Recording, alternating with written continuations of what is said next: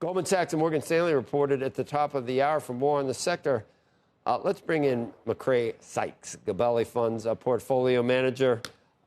Good to see you. You want to go one by one? I guess it's called bottoms up or tops down. The market's reaction the last couple of sessions to the banks that we did see, Mac, it wasn't great. Was it justified with what was in the, if you go into it was the devil in the details negative for banks so far? No, I don't think so. I think there was, you got very strong performance in 4Q, all of 25. So some pretty premium valuations on these names. So a little bit selling news. And then, we've had some policy kind of uncertainty, whether it was the card fees, the card act, et cetera. So a little more attention to that. And then, I think we also had some rotation as well, some tech, big cap financials into the lower financials. So I think there was just some technical overhangs. But the earnings results, if you by and large, were pretty strong and look good for 26 as well.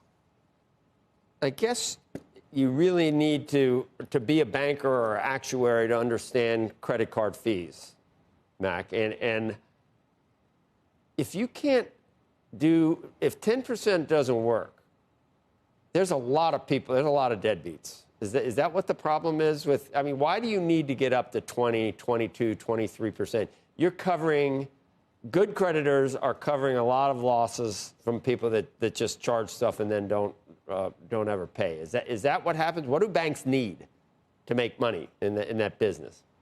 Well, I wish I could explain it really simply, but it's a little more complicated than that. As you say, there's some insurance element to the whole system, but it's obviously a very competitive industry. We heard that from J.P. Morgan. So they manage their margins, and the expectations of the consumers are unique and competitive. That kind of relates itself in terms of some of those dynamics. I think applaud the White House in terms of trying to lower costs for consumers and finding products that can do that. The cost of credit historically has been kind of well studied. There's an element to it again of the insurance part. So I think everybody wants to try to help out certain consumers, with that credit where the high cost is there, perhaps some programs, some different offerings, et cetera. So, and bring more attention to it is perhaps a good thing in terms of, analyzing it and getting to those consumers who may need it. Well, you said it's really competitive. That should work. That's how we count on everything to avoid price caps or, any, government rules on what a company is able to do to try to decide what the right price for its services is. It's best to avoid that. But in this case, do you think Senator Warren or President Trump has a good understanding of what you just described, and that is all the different things that can cause it to be a really crummy business where you make will they make no money and lose money at 10%, or will the profits just not be as flush as they have been in the past? Which is it?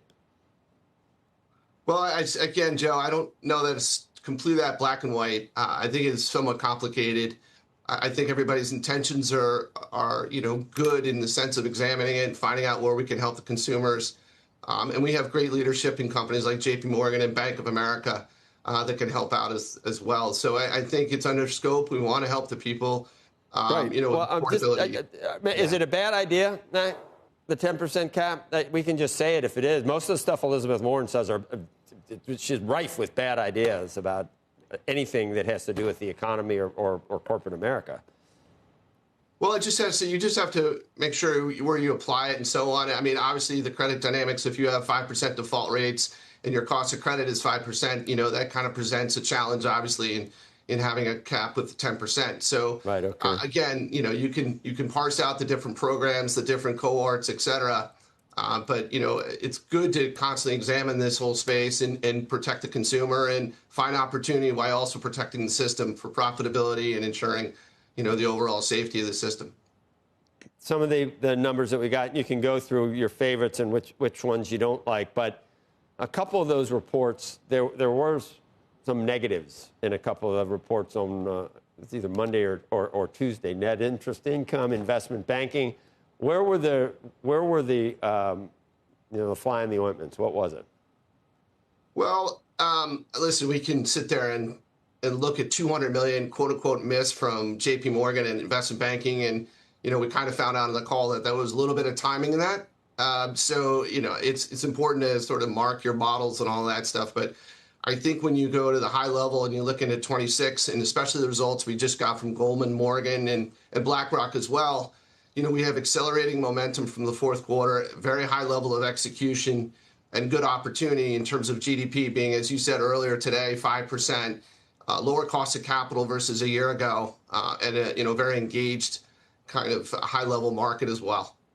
And maybe a consumer, maybe it's K-shaped, but not falling off the cliff at this point. So your favorites in the group, do you just buy them all, or what do you like? So I like Morgan Stanley here. I think that if you look at they blew out their net new assets in their wealth group, 120 billion. So just a very extraordinary in terms of that growth rate. 31.5% margins there, which is going to be a focus. Continued great execution after Jim Gorman put in this architecture in terms of the digital aspects, the asset management, et cetera. And then you just have a long runway in terms of next year, in terms of capital markets, issuance, M&A. We're still waiting for the sponsors to kick in. So it should be a pretty fruitful year in terms of all the things that Morgan Stanley would benefit from. So continued good momentum there. We'll get more of an update in terms of their strategic profile at 8:25, but we like that. All right. Anybody else? I just, Goldman Sachs has done extraordinarily well. Unfortunately, we haven't owned enough of it. But, we look at valuation here and some cyclicality and potential peak earnings.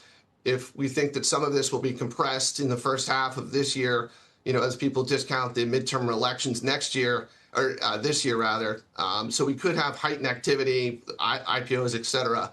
It really depends on how much you weigh the sustainability of kind of some of those fee-based components to Goldman Sachs. But at over 3 times tangible, it's a premium valuation.